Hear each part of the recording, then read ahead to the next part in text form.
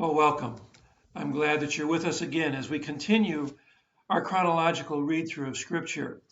This particular chat is more of an excursus than anything new. We're not going to cover any new material, but I did want to talk a little bit more about the Ten Commandments.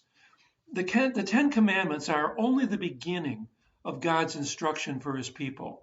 There's a lot of additional instruction that's going to follow.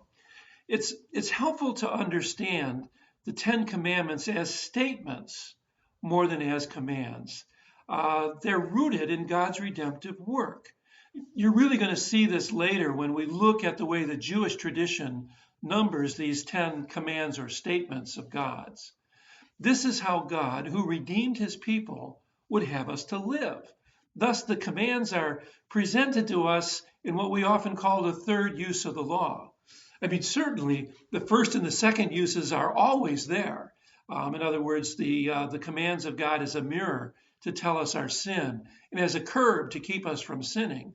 But in the context of Israel's redemption, these instructions are given to tell Israel what it means to be God's people. Though we speak of the 10 commandments, there's really no set way to number these statements from God, or really even to count them for that matter. Actually, you could count as few as 8 or as many as 13, depending upon how you go about doing it, the rules that you set up for determining what an individual statement is. The number 10 probably comes about for pedagogical reasons. It's just a convenient way to teach them. There's actually 3 primary systems for numbering the commands or the statements for what is number 1, 2, and so on through 10.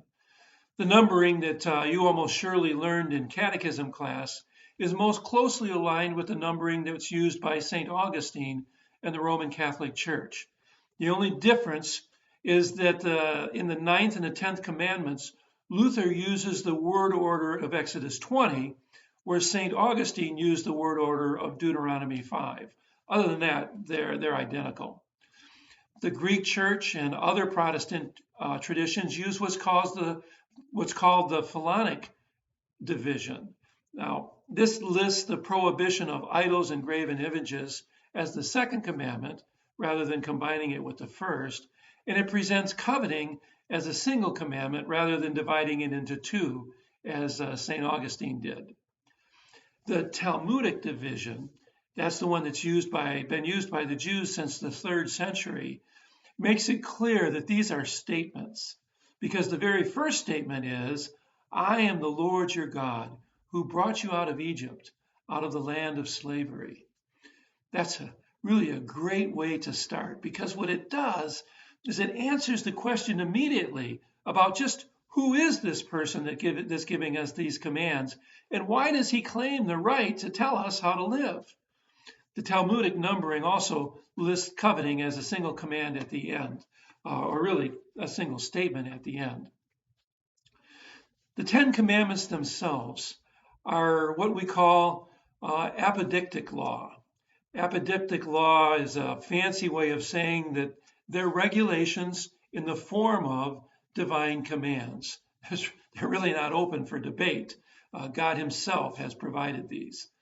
The balance of the commands and instructions that we're going to read at length over the coming days are called casuistic formulations, or casuistic formulations, which means that they're conditional statements that specify the type of punishment that is to be meted out for violations against them. So in effect, what they're really doing is providing guidance on how to apply the 10 commandments to the life of Israel as a people of God.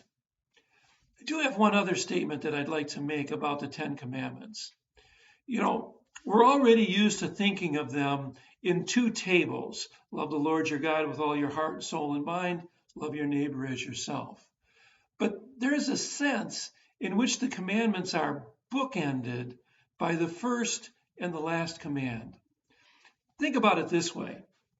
No matter what command you break, you will at the same time break the first command, because you've put something before God. You have made something else more important than God and His will for you. And on the other hand, no matter what command you break, you will almost surely have started by coveting, desiring something that God has not seen fit to provide you with. So in this sense, the first and the last commandment bookend the others. So, as I say, I wanted to provide you with a few thoughts on the Ten Commandments that maybe help you with your understanding of them and how we view them and what they're doing, and actually how they were used by the children of Israel, especially in their wanderings in the wilderness, and really from then on to our times now. May God be with you, bless you. I look forward to joining you again when we gather to continue our readings.